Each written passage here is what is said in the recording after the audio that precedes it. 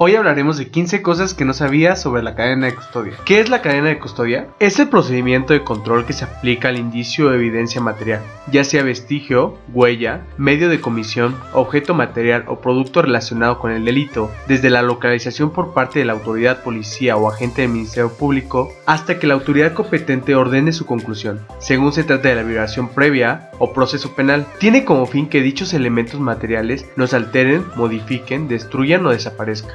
¿Cómo se regula la cadena de custodia? La cadena de custodia tiene su fundamento en el artículo 127 del Código Nacional de Procedimientos Penales. ¿Cuándo se inicia y cuándo concluye la cadena de custodia? La cadena de custodia dará inicio donde se descubra, encuentre o levante la evidencia física y finalizará por el orden de la autoridad competente.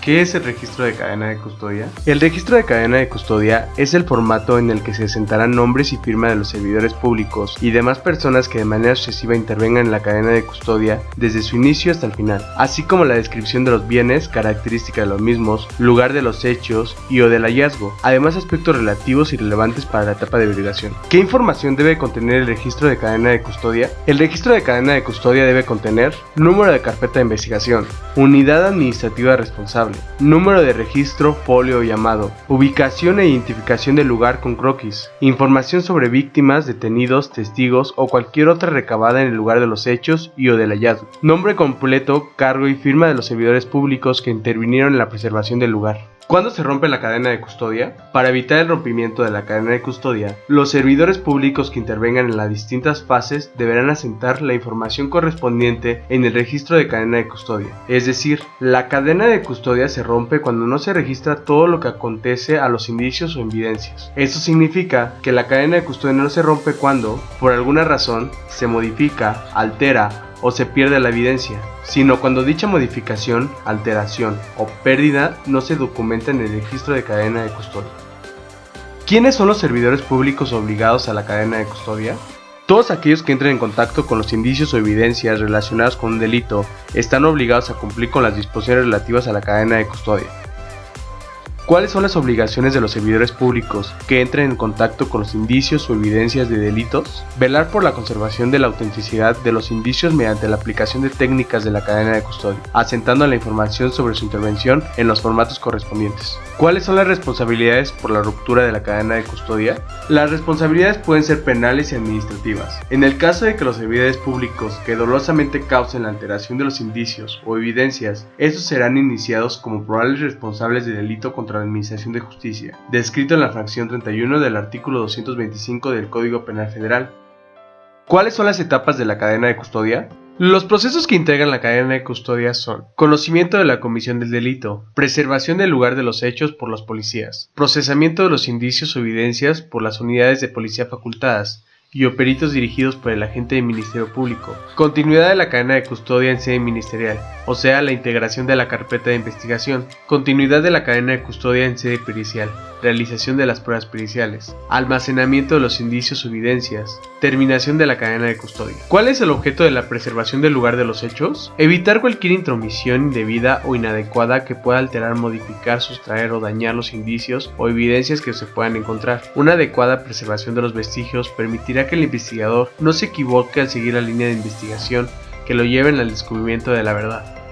¿Cuáles son los pasos para adecuada preservación del lugar de los hechos? Son 4 pasos fundamentales: custodia del lugar, ubicación y descripción del lugar de los hechos, localización de testigos y auxilio de protección de víctimas. ¿Qué es la custodia del lugar? La custodia del lugar es la realización de actos con la finalidad de impedir que personas ajenas al Ministerio Público, unidades de policía facultadas o peritos accedan a la zona crítica. Por lo tanto, se debe 1. Acordonar, con base en las técnicas recomendadas y de acuerdo con las características del lugar. El acordonamiento es la acción de delimitar el lugar de los hechos o del hallazgo, mediante el uso de cinta, cuerdas o barreras naturales.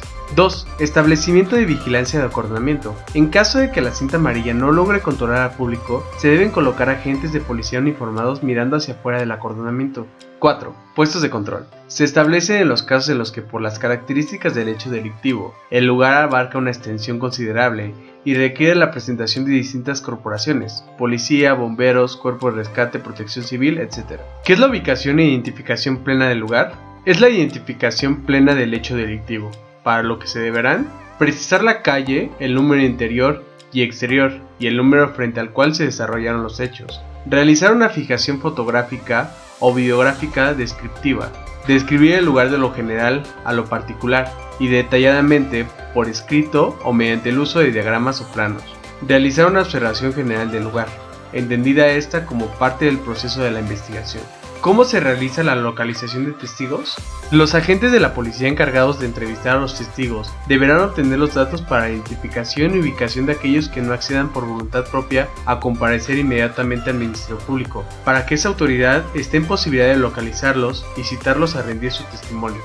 Cuando no sea posible custodiar los indicios o evidencias, ¿cómo debe registrar este hecho el agente del Ministerio Público sin que constituya una responsabilidad? En primer lugar, debe analizarse cuál es el motivo que imposibilita la adecuada custodia. Si la imposibilidad está basada en la falta de recursos materiales para acordonar, colocar vigilancia policial y trasladar el elemento material de que se trate, los policías o la autoridad encargada de preservación deberán coordinarse con la autoridad ministerial, dándole aviso de inmediato y registrando el hecho y las razones en el mismo formato. ¿Qué diferencia hay entre indicio y evidencia? Para la criminalística, sí existe la diferencia entre ambos términos. El indicio es todo elemento físico encontrado en el lugar de los hechos que, por sus características, indique que existe la posibilidad de que tenga alguna relación con la comisión del delito. Por su parte, la evidencia es todo indicio que ya se acreditó que está relacionado con el hecho penalmente relevante. ¿Cuáles son las etapas del procesamiento de los indicios o evidencias? Búsqueda o identificación, fijación, recolección o levantamiento, embalaje, traslado y entrega o puesta a disposición del agente del Ministerio Público. ¿Cuál es la diferencia entre prueba ilícita y la ruptura de cadena de custodia?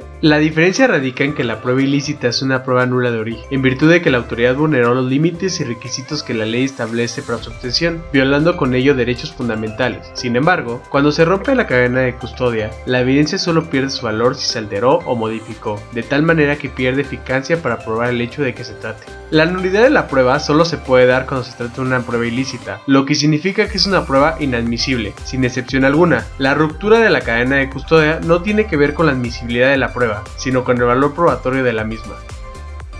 Si tienes alguna duda o alguna aportación, no dudes en escribirnos, estamos para apoyarte. Si te gustó este video, danos like, comparte o síguenos en nuestras redes sociales. Recuerda que cada semana subimos contenido nuevo. Yo soy Alberto Casanova, nos vemos en la siguiente cápsula.